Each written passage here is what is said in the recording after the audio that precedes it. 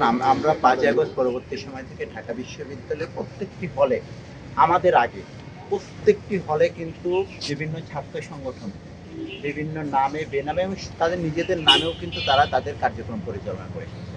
সেই কার্যক্রম পরিচালনা করার সময় কিন্তু এই ধরনের কোনো মব পরিস্থিতি তৈরি হয়নি। আমরা দেখলাম যখন আমরা প্রকাশ্যে যখন আমাদের কার্যক্রম পরিচালনা করতে গিয়েছি, আমরা বিশ্ববিদ্যালয় প্রশাসনকে বলেছি, দেখেন আপনাকে আগে ডাকসুর জন্য লেভেল প্লেইং ফিল্ড তৈরি করতে হবে।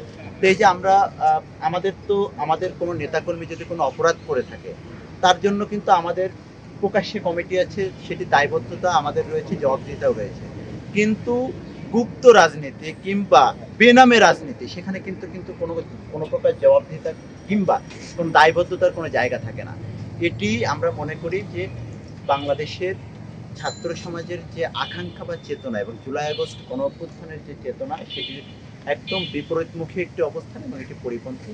বিশ্ববিদ্যালয় প্রশাসন আমরা মনে করি যে তারা বিশ্ববিদ্যালয়ের যে নিয়মকানুন রয়েছে, এই নিয়মকানুন তারা ব্যাখ্যা বিশ্লেষণ করবে, যে অধ্যাদেশ রয়েছে যেটির মাধ্যমে ঢাকা বিশ্ববিদ্যালয় পরিচালিত হয় সেই ব্যাপারে তারা সুস্পষ্ট ব্যাখ্যা প্রদান করবে, যেখানে শিক্ষার্থীরা কিভাবে তাদের রাজনৈতিক কার্যক্রম পরিচালনা করবে। তারা তো বিশ্ববিদ্যালয় প্রশাসনও তো আইনের ঊর্ধ্বে না, কেউই আইনের ঊর্ধ্বে না, আমিও আইনের ঊর্ধ্বে না। সুতরাং তারাও যেহেতু আইনের ঊর্ধ্বে না, তাদেরকে নিশ্চিত করতে হবে যে তাহলে এই আইনটা কিভাবে ঢাকা বিশ্ববিদ্যালয়ে বাস্তবায়িত হবে। হলগুলো তো ঢাকা বিশ্ববিদ্যালয়ের কোনো বিচ্ছিন্ন জায়গা না। এই বিশ্ববিদ্যালয়ের প্রত্যেকটা শিক্ষার্থী, রাজনৈতিক শিক্ষার্থী, অরাজনৈতিক শিক্ষার্থী সবাই কিন্তু হলে অবস্থান করে।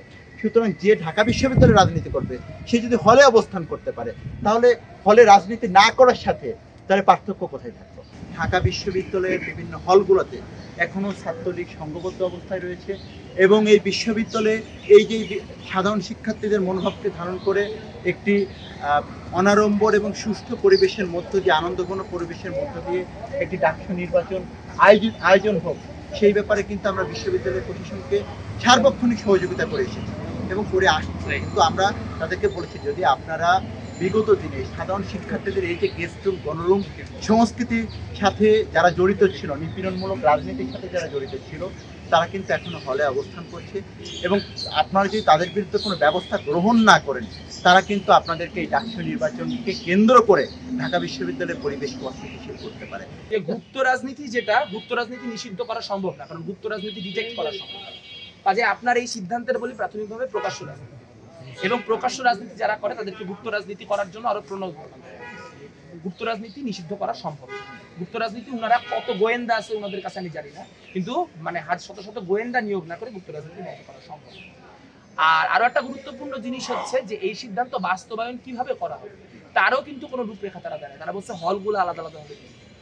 তাহলে যদি কালকে দুইটা হলে কোনো সংকট না থাকে, সেখানে যদি ছাত্রদল ফাংশন করতে পারে, আর এক হলে ফাংশন করতে না পারে, ধরা যাক জগন্নাথ হল থেকে কালকে মিছিল আসে, তার মানে জগন্নাথ হলে ছাত্রদলের যে কমিটি সেটা বহাল থেকে, কিন্তু মহসিন হল থেকে মিছিল আসছে, কাজে মহসিন হলে থাকবে। এখন এই অ্যাসিমেট্রিক ডিসিশনের হিসাব কি? এবং তার চেয়েও বড় কথা যে রাজনীতি করা তো অধিকারের উপর। ৭৩-এর অধ্যাদেশ আমাকে সেই অধিকার দেয়। আপনার যেমন রাজনীতি না করার অধিকার আছে, আমার একইভাবে রাজনীতি করার অধিকার আছে। বিশ্ববিদ্যালয়কে নিশ্চিত করতে হবে যে যেই ছেলেটা কোনো দলের মিছিলে যাইতে না চায় না, তাকে যেন সিটের কথা বলে মানে মিছিলে যাইতে বাধ্য করা না হয়। আর যেই ছেলেটা মিছিলে যাইতে চায় তাকে যেন সিটের ভয় দেখিয়ে বা আপনার রাষ্ট্রিকেশনের ভয় দেখিয়ে সেই মিছিলে যাওয়া থেকে প্রতিহত না করা। রাজনীতি করার অধিকার এবং না করার অধিকার দুইটাই বিশ্ববিদ্যালয়।